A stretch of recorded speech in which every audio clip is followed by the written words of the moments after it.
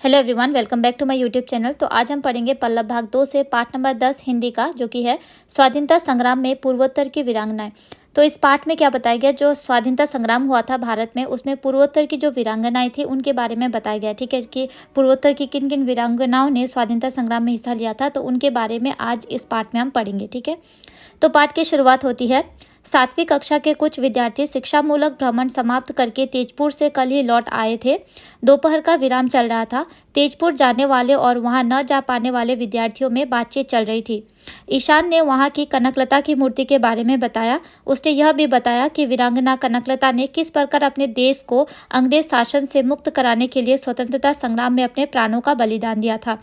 उनकी बातचीत चल ही रही थी कि इतने में अध्यापक बरामदे से गुजरे। बच्चों की बातें सुनकर वे उनके पास आए थे। तो इसमें क्या बताया कि जो 7वीं कक्षा के जो बच्चे थे वो कहाँ गए थे, शिक्षामूलक भ्रमण के लिए गए थे तेजपुर। ठीक है, तो वहाँ पे ईशान ने क्या है, कनकलता की मूर्ति को देखा था। तो उसके बारे में वह उन बच्चों को बता रहा था जो उस शिक्षामूलक भ्रमण में नहीं जा पाए थे। ठीक है, तो इसी बीच क्या है, अध्यापक आए और अध्यापक ने उनकी बातें सुनी थी। ठीक है, अध्यापक कहते हैं, क्या कर रहे हो तुम लोग, कनकलता की बातें हो रही थी क्या? तो अनिकेत कहता है, ईशान हमें तेजपुर में स्थित कनकलता की मूर्ति के बारे में बता रहा था गुरुजी। बहुत अच्छी बात है। अध्यापक कहते हैं, तुम लोग तो जानते ही हो कि हमारा देश लगभग 200 वर्ष तक अंग्रेजों के अधीन था। जी हाँ गुरुजी, मीना कहती है। 15 अगस्त 1947 ईस्वी को हमारा देश अंग्रेजी सरकार के शासन से आज़ाद हुआ था। हमारे देशवासियों को आज़ादी के लिए सालों संघर्ष करना पड़ा। आज़ादी की इस लड़ाई में हमारे देश के अनेक लोग शहीद हुए, ऐसा अध्यापक कह रहे हैं। ईशान कहता है, और हमारे असम की कनकलता भी उनमें से एक थी, है ना गुरुजी? गुरुजी कहते हैं, हाँ, देश के अन्य प्रांतों की तरह हमारे असम के लोगों ने भी अंग्रेजों से आज़ाद होने के लिए गांधी जी के मार्गदर्शन में अहिंसक आंदोलन में भाग लिया था। तो इस प्रकार क्या है, अध्यापक उन बच्चों को बता रहे हैं कि हमारा हमारा जो देश है वह क्या है, लगभग 200 वर्षों तक अंग्रेजों के शासन में था। और क्या है, 15 अगस्त 1947 ईस्वी में हमारा देश आज़ाद हुआ था, जैसा कि आप सभी जानते हैं। तो उसमें जो जिन वीरांगनाओं ने हिस्सा लिया था, उन पूर्वोत्तर की जो वीरांगनाएं थी, उन्होंने जो हिस्सा लिया था इस स्वतंत्रता आंदोलन में, तो उन्हीं के बारे में यह कहानी है। ठीक है, तो गांधी जी के नेतृत्व में 1942 ईस्वी में भारत छोड़ो आंदोलन चला था। तो भारत छोड़ो आंदोलन कब हुआ था, तो 1942 ईस्वी में। ठीक है, तो इस आंदोलन के दौरान, तो ये इसको ध्यान से सुनना क्योंकि यह कनकलता के बारे में है। ठीक है, तो इस आंदोलन के दौरान तेजपुर के पास गहपुर नामक जगह में थाने पर हमारा तिरंगा फहराने के लिए लोग जुलूस बनाकर आए थे। ठीक है, तो वो क्या कहा जा रहे थे, तेजपुर के पास गहपुर नामक जगह पे। ठीक है, जो कि थाने में उनको तिरंगा फहराना था। इस जुलूस के सबसे आगे तिरंगा लेकर बढ़ रही थी कनकलता। ठीक है, तो जुलूस में सबसे आगे तिरंगा किसने लिया था, कनकलता ने लिया था। तो पुलिस ने जुलूस को रोका, परंतु कनकलता के मन में आज़ादी की धुन सवार थी। वह झंडा फहराए बिना कैसे लौट जाए। वह आगे बढ़ी तो गुस्से में लाल पीला होकर पुलिस के दारोगा ने उस पर गोली चला दी थी। कनकलता देश की आज़ादी के लिए शहीद हो गई। तो उसने क्या है, कनकलता ने क्या है, झंडा फहराने गई थी, तो वो वापस आ ही नहीं रही थी जब तक वो झंडा नहीं फहराती। तो इसी बीच क्या है, तो पुलिस के दारोगा को गुस्सा आया और उन्होंने उन पर गोली चला दी। तो इस प्रकार क्या है, कनकलता आज़ादी के लिए शहीद हो गई थी।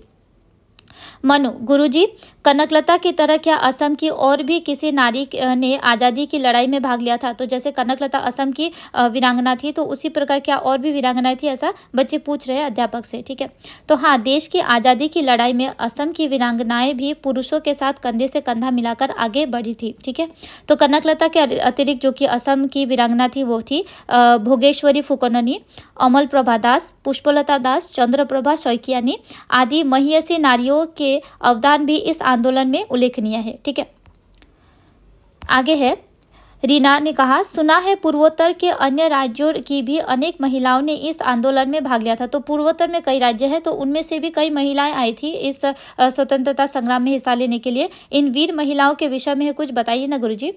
तो ठीक है, अध्यापक कहते हैं कि सुनो, स्वाधीनता आंदोलन को गति देने में हमारे पड़ोसी राज्य मणिपुर तथा नागालैंड की महिलाओं का भी महत्वपूर्ण योगदान रहा। ठीक है, तो उनमें से बहुत महत्वपूर्ण नाम है नागारानी गाइदिन्ल्यू। असम की कनकलता की ही तरह किशोरी अवस्था में केवल 13 साल की उम्र में अंग्रेजों के खिलाफ आंदोलन में कूद पड़ी थी। वो बस 13 साल की थी जब वो अंग्रेजों के खिलाफ आंदोलन में कूद पड़ी थी। अनिकेत तब कहता है, गुरुजी क्या वे झांसी की रानी लक्ष्मीबाई की तरह नागालैंड की रानी थी? क्योंकि उनके नाम में क्या है, नागा रानी लिखा था, तो उसने इसलिए पूछा था। तो अध्यापक कहते हैं नहीं नहीं, वे लक्ष्मीबाई की तरह रानी नहीं थी। मणिपुर राज्य के लंकाओ नामक एक गांव में 26 जनवरी 1915 ईस्वी को उनका जन्म हुआ था। अंग्रेजों के खिलाफ आंदोलन में भाग लेने के कारण 1932 ईस्वी में जब वे केवल 16 साल की एक किशोरी थी, तभी अंग्रेज सरकार ने उन्हें गिरफ्तार करके जेल की सजा दी थी। तब से वे भारत की स्वतंत्रता प्राप्ति तक जेल में ही रही थी। ठीक है, तो यह थी उनकी कहानी। मनु कहती है, तो उन्हें रानी क्यों कहा जाता है गुरुजी? तो अध्यापक कहते हैं, जब वे शिलोंग जेल में बंदी थी तब 1937 ईस्वी में पंडित जवाहरलाल नेहरू ने उनसे मुलाकात की थी। तो नेहरू जी ने उनको नागा रानी कहकर संबोधित किया था और तब से वे रानी गाइदिलियो नाम से प्रसिद्ध हुई थी। ठीक है, तो इस प्रकार उनका नाम क्या है, नागा रानी गाइदिलियो पड़ा था। ईशान, इनके बारे में जानकर बहुत अच्छा लगा और अन्य के बारे में भी बताइए ना गुरुजी। तो अध्यापक कहते हैं, अच्छा सुनो, मिजोरम की एक स्वतंत्रता सेनानी रोपुलियानी का नाम भी बहुत श्रद्धा से लिया जाता है। उनके पति बंदुला मिजोरम के देनलुंग नामक गांव के मुखिया थे। पति की मृत्यु के पश्चात रोपुलियानी देनलुंग गांव के मुखिया बनी थी।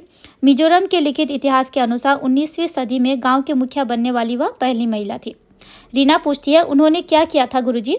अध्यापक कहते हैं, रोपुलियानी ने अंग्रेजों की हुकूमत कबूल करने से साफ इनकार किया था और खुलेआम उनका विरोध किया था। इसी अपराध में 1893 ईस्वी में उन्हें अंग्रेज सरकार ने गिरफ्तार करके जेल की सजा दी थी। लगभग 1 साल जेल में कैद रहने के बाद 1894 ईस्वी में जेल में ही उनकी मृत्यु हो गई थी।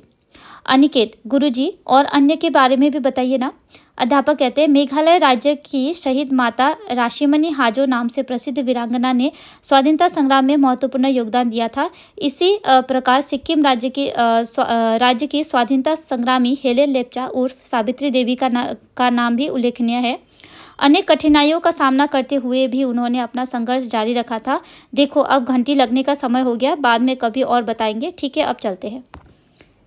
अनिकेत कहता है, जी गुरुजी, आपने हमें बहुत कुछ बताया। हमें यह जानकर गर्व हुआ कि पूर्वोत्तर की महिलाओं ने भी देश के स्वतंत्रता आंदोलन में महत्वपूर्ण योगदान दिया। आपका बहुत धन्यवाद। तो इस तरीके से क्या है, जो स्वतंत्रता संग्राम में जो पूर्वोत्तर की वीरांगनाएं थी उनके बारे में इस कहानी में बताया गया। आई होप आपको ये समझ में आ गया होगा।